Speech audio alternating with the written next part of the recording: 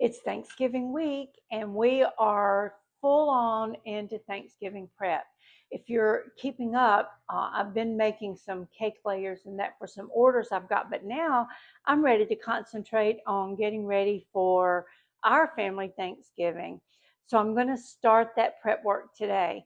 The very first thing I'm going to do is to start boiling my chicken for the broth that I will need to make dressing.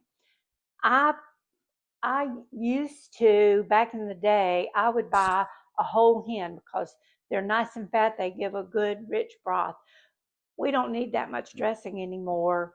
It's hard for me to make a little bit of dressing. Wait till you see. But what I usually buy now is either leg quarters or today I have chicken thighs. They're on the bone.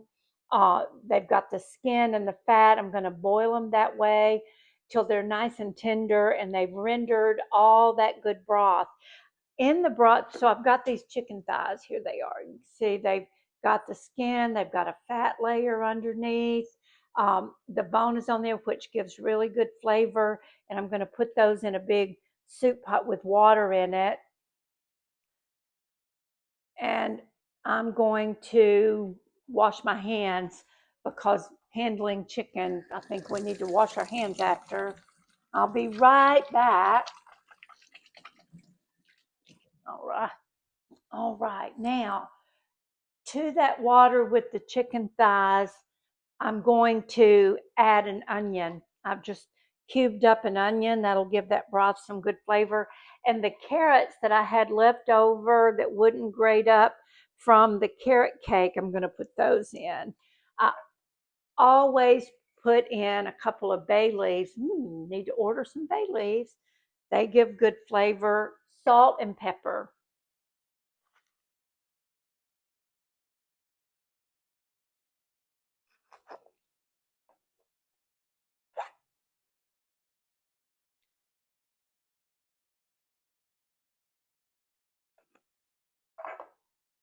Probably going to add a little bit of water because I want that to all stew together and make a nice big pot of broth when we're finished with it. So we'll get that on the stove and we'll be right back. The chicken's on the stove. It's going to come to a boil and the house is going to start to smell like Thanksgiving.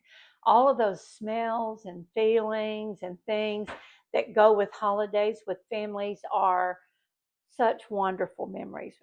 I remember waking up on on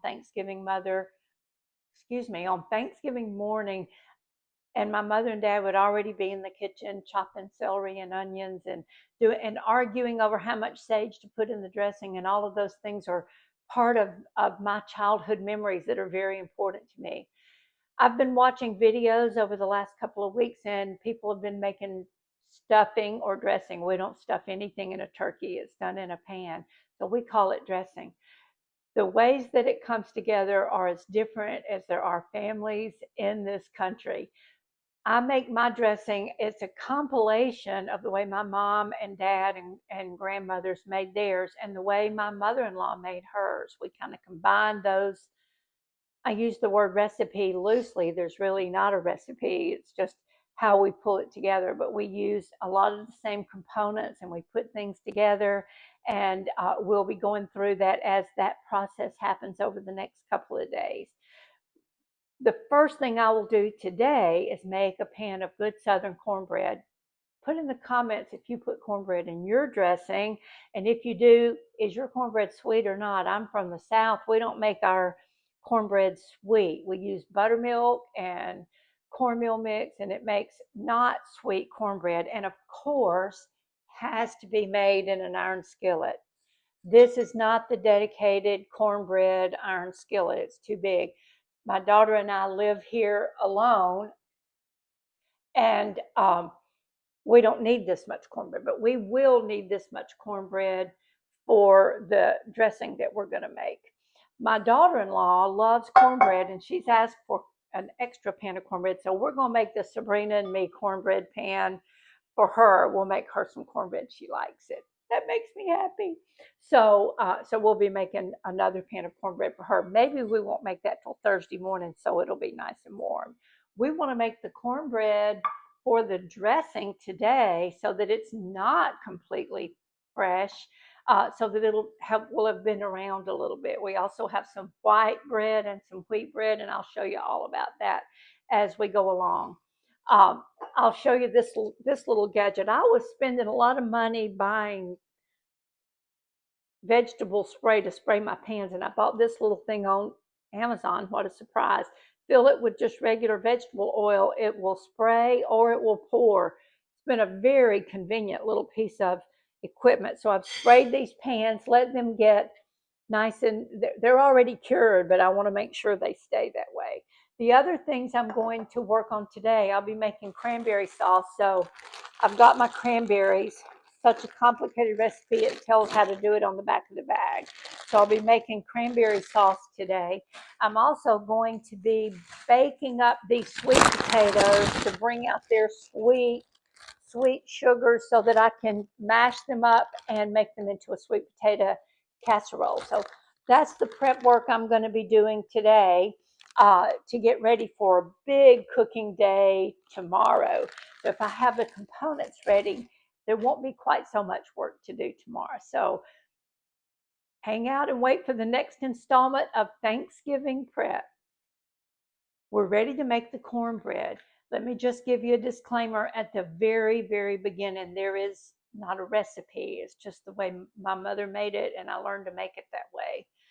She used plain cornmeal, and she put the baking powder and all of that kind of stuff in. I have moved on from that, and I buy cornmeal mix. It already has all the agents in it that help it rise. Funny story about that.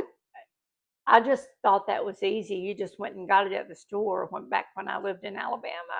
But even here in Florida, it can be difficult to find. And I was visiting in Delaware, and they wanted cornmeal. They wanted cornbread, and we went to get the cornmeal mix, and they didn't have it. We had to order it from Amazon in order to make cornbread.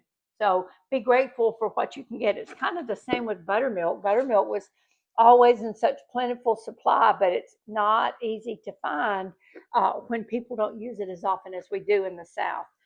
But typically, if I'm just making cornbread for us, I use a cup of cornmeal. But because I'm making it for dressing, I'm going to use 2 cups of cornmeal. And this recipe is not exact. I'm doing more measuring than I usually do. Oh, I forgot a step. I have put some oil. You can see I've put a fair amount of oil in the skillet. It's hard to see in this black skillet.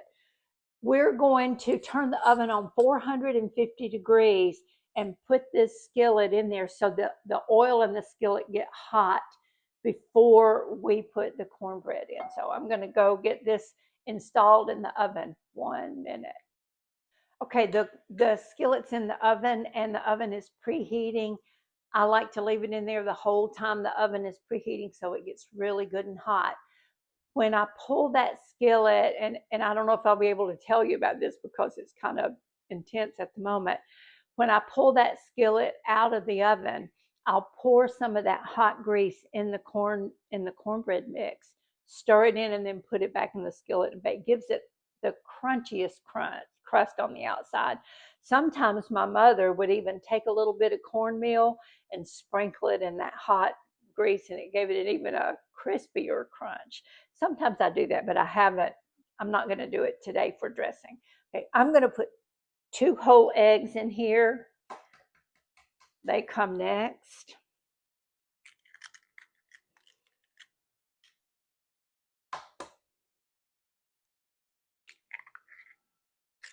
All right, and buttermilk. If you don't have buttermilk, first of all, you can use regular milk if you want to. It gives it a little bit different flavor.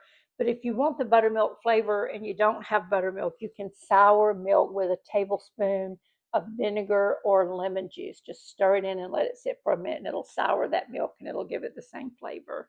So we're going to pour some buttermilk in, no measuring. Stir.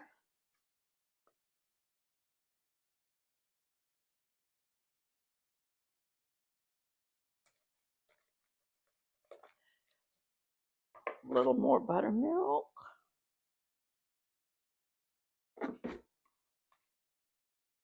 I want to leave it a little bit thick because remember I'm going to add some of that oil when it gets hot and comes out of the oven.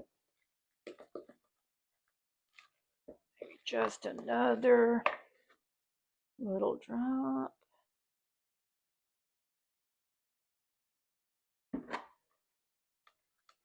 That's perfect. Let me show you the consistency. It's a thick batter. It won't be quite that thick when we've added the oil. It smells like cornbread. So we're going to wait for the oven to get hot and the skillet to get hot, and then I'll show you how I pour this batter in there. It's sizzly, and it's part of the fun of Thanksgiving and vegetable soup and dry beans and all the things we like cornbread with. All right, the oven is at 425 degrees. We want it to be at 450, but we're safe to take the skillet out of the oven, take it over, and pour that grease into the cornbread mix. Oh, this is heavy. Set it down a minute, get a better grip. Here we go. These are heavy. All right, we're going to pour some of this grease. Listen to that sizzle. A little bit more. And we're going to stir that into the cornbread.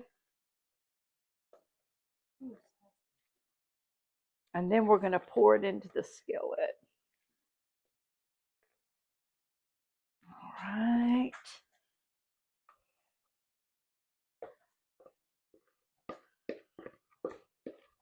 Ooh.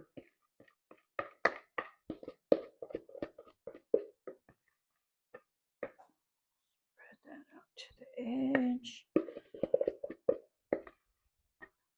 All right, we are going to pop this into a 450-degree oven for probably about 20 minutes. Bring you back and show you how brown and beautiful it is on the outside. It's going to make me want to cut into it and have a piece, but going to save this for dressing making in the morning. So while the cornbread is cooking, we are going to get these cranberries on to cook because they need to get really good and cold and gel down. There have been many, many years that I've made a cranberry relish that has apples and pecans in it. It's really good too. But this year I'm just going to make the very traditional cranberry sauce. How many of you grew up with cranberry sauce out of a can that you sliced? That's what we always had. And guess what? I like it. It's different from what we're about to make, but I like it. I like it on a biscuit with butter after Thanksgiving's over. So there's a lot of uses for it. But today we're going to take two 12-ounce packages of fresh cranberries that we've washed, kind of picked through a little bit to make sure there were none that were bad. We're going to use a cup of plain white sugar and 2 cups of water. So what it tells us to do is to take the water and the sugar, stir it together, put it on the stove and bring it to a boil. Once it's come to a boil, we'll add the cranberries. So we'll be back then. Things are kind of coming together. We're getting this prep work done. The water has come to a rolling boil. We're going to pour in the cranberries. We dissolved the sugar in that water. We're going to stir this. It's going to come back to a boil. And then we're going to turn it down and simmer it for 5 minutes. You know how you can tell when cranberries are done? The berries start to burst. When those, you can hear them. When the berries start to burst, then you know that the cranberry sauce is just about ready. Once they've done that, it'll take about 5 minutes after they come to a boil. We'll set them off, let them cool, put them in a container, put them in the refrigerator so they can use those natural juices and the sugar to gel, and we'll have a cranberry sauce that'll be really good with our dressing. My son is smoking a pork butt. Doesn't sound like a turkey, does it? But it sounds delicious. I think we'll enjoy it. I'm going to make some homemade slider rolls to go with it. What a feast. What a feast of food and family. The cornbread's out of the oven. Nice and brown and crunchy. I'm going to put it on this cooling rack so it can cool for a little bit. The skillet is heavy and it's hot. So you need to be very, very careful when you're doing this. I say that, and usually what happens is I wind up burned or hurt. So let's dump this out. Ooh. Look at that. Look at that golden brown crust. Oh, that would be so delicious to cut it open and eat right now, but we're going to let it cool for a little while, and then we're going to wrap it up and save it to crumble up and make into our cornbread dressing. We probably won't do that till Thursday morning. So stay tuned. It's a whole week of Thanksgiving work. The iron skillet is still screaming hot from the cornbread, but we want to use it to roast our sweet potatoes. If you will notice, I have lined this skillet with foil, and I do that because I'm super protective of my cast iron. Sweet potatoes cook out sugars, and they get down on the bottom of that skillet, and they mess with the curing of my cast iron, so I just don't take a chance on that. I like the way they cook in cast iron, but I don't want to make a mess, so I line it with foil. I've got several sweet potatoes here. I like the size of them. Usually the bigger the sweet potato, the stringier it is, and we don't want strings in our sweet potato casserole. But we have taken these sweet potatoes and we've rubbed them with a little bit of oil. It makes the skin a little crispier and really easier to take off, because that's what we're going to do when we're through roasting these. So we're just going to put these into this skillet. I hope they all fit. Guess what? Not sure. Come on, little potatoes. You need to be friendly. Let's get this other one in. We may not use all of those for the casserole, but a good roasted sweet potato doesn't have to go into the casserole. We can eat it, that's for sure. We've reduced the heat in our oven to 350. We're not going to cover these. We're just going to put them in. We're going to set a 1-hour timer, and then we're going to look at them. We want them to have plenty of time to roast and get good and sweet. So an hour may not be long enough, but we'll check them at the end of an hour and see. It's the final countdown. We are getting the last things taken care of. I just slid the sweet potato casserole and the green bean casserole into the oven. When the green beans get done, we'll put some more of those onion rings on top and put those back in, let them brown a little bit. We've got everything either in the refrigerator or whatever, getting ready to pack it all up and take off for Thanksgiving feast at my son's house. The last thing we're dealing with is the finishing touches for the dressing. So we have stirred this all together. It's been sitting. The bread has soaked up that broth. We have spiced it the way we want it spiced. We could put this in a pan right now and bake it, and it would be really good. But that's not the way we do it in my family. In my family, we add a lot of eggs because it almost poofs it up and makes it like a souffle. And it's really nice and fluffy and moist. So I have taken a whole dozen eggs and broken them into this beautiful, beautiful batter bowl that my daughter gave me a few years ago for Christmas. Another one of my favorite things. And I actually used the hand mixer and I beat those very well so that they're nice, and fluffy. We're going to have 2 separate pans of this dressing, one to take with us today and one to stick in the freezer. I'm going to cook it in my new, this one is Wolfgang Puck. It's one of those I got at the flea market, but it's very heavy and I think it'll bake this dressing up really, really nice. But before we start putting it in there, we're going to add this whole dozen eggs. Pour it in. Makes it rich and fluffy and moist and absolutely delicious. So we're going to stir that in.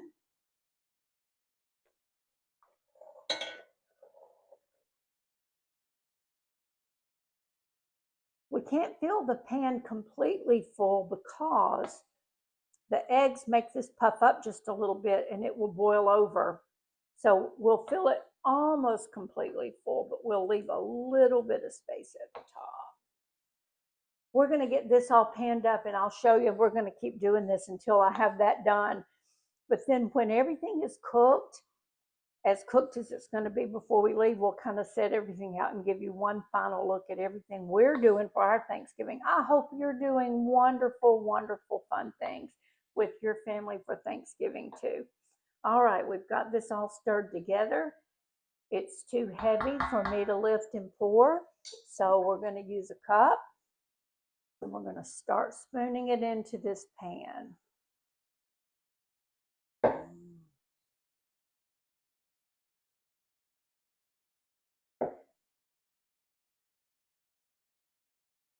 it looks so good. My oldest sister, and well, my mother too. Everybody does it a little bit differently, and that's the beauty of cooking, is that you don't. Everybody doesn't have to do it exactly the same.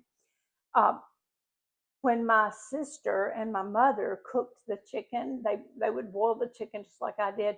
But remember, we always bought either a whole fat fryer or a hen and cut it up into pieces. And they laid the whole pieces in the top of the dressing, so they were whole pieces of chicken when you were ready to serve yourself. Look at that. Doesn't that look wonderful? I can't wait. We'll bake it at 350 degrees for about an hour. I'll start watching it about 45 minutes. You want it set in the middle, but not dry.